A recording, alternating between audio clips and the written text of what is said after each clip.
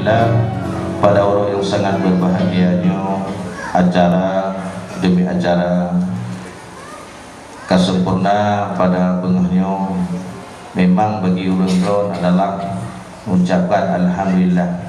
Ulun tuan yang sebagai terpilih kepada ketua komite Payakun Innalillah Bapak musibah. Yang pertama ulun tuan ulun mata muda. Yang kedua waktu tajuk ketua komitenya hanam puku buat dah. Puat tugas dalam dah puat.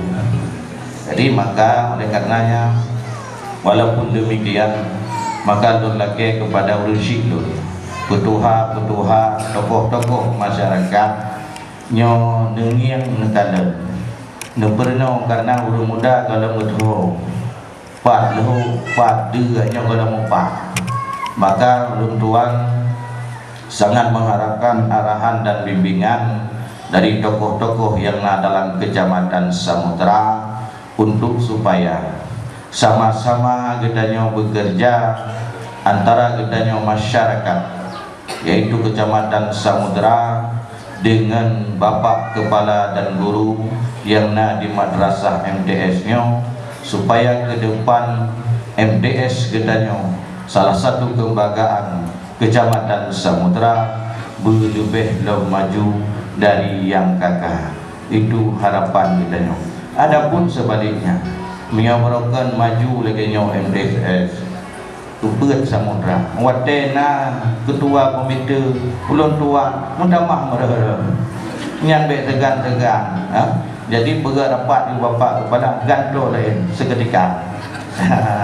Pakat tujuan tanya adalah satu demi kemajuan bukan kemunduran.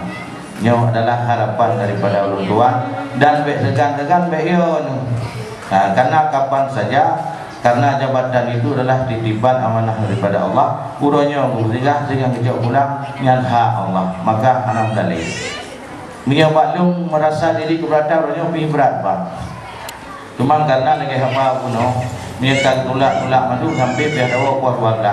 Dia yang kegiatan uranya sejai dong sama. Oleh raja olain kan, maka oleh karenanya mereka hana guru-guru mungkin nak gerak-gerak pak tu.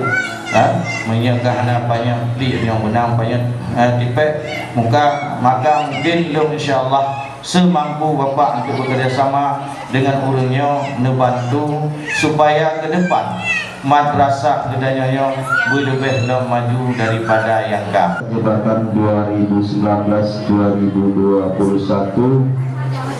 komite